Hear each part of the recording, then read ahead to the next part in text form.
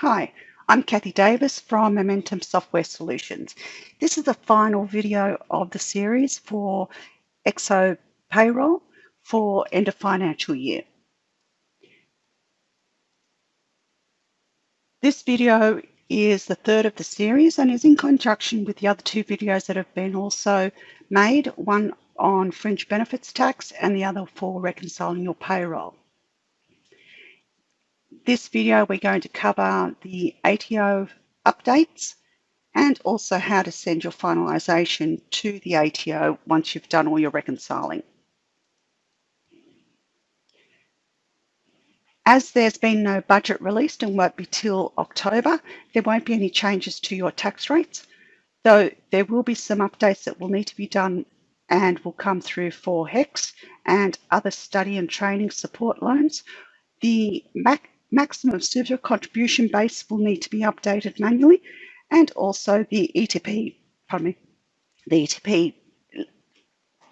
caps will also need to be updated. So that is something that you're going to have to do before your first pay run in July.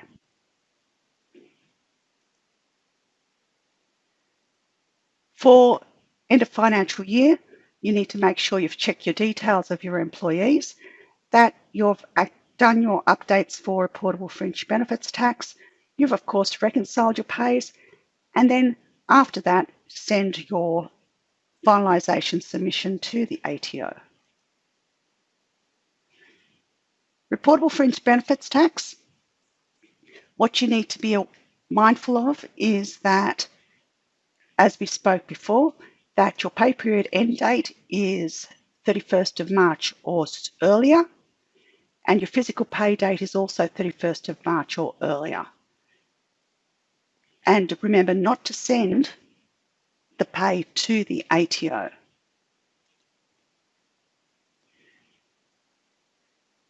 The reconciling of your payroll, you've checked your postings, you've checked your leave entitlements and provisions, and also that your super has been updated and is the right values. There's a list here of good practice components to do for your end of period and of course end of financial year. The lockdown doesn't need to necessarily be done, but it's a good idea to stop people posting back to the prior period after you've rolled to the new financial year. Now, for your finalisation, you need to have completed all your pay runs and sent them to the ATO. You've reconciled your pay, and then you're ready to send the finalisation event to the ATO. Preparing your finalisation, I'll show you how that works. You're actually coming in here, and under your pay, you've got single touch payroll finalisation. Here, it's just a matter of selecting the period that you're actually wanting to send.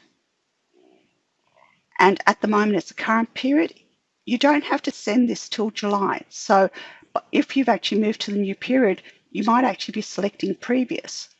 So just be aware what date you're at as to whether you're doing financial year current or financial year previous.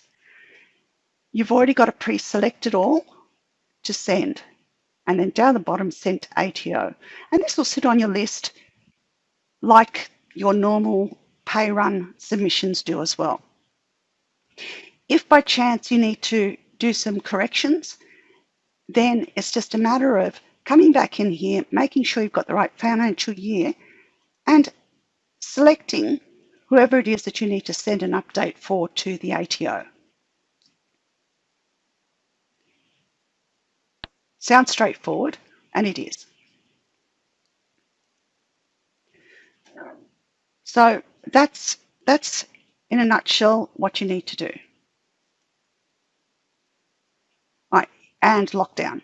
So this lockdown date here in the payroll setup is just a box with a date in it. It's not closing anything off, it's just keeping people out of previous periods.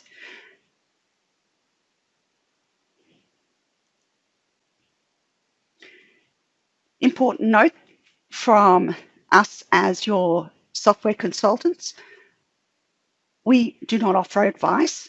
If you require any advice, please go and registered BAS agent or tax agent for any advice you require regarding your end of financial year. There's information available to you with regards to single touch payroll, and that is available on the MYOB website for the Education Centre. That will help you through the process of doing your finalizations and any other area that you want to refresh yourself for single touch payroll. There's also the release notes available for various versions of payroll as well.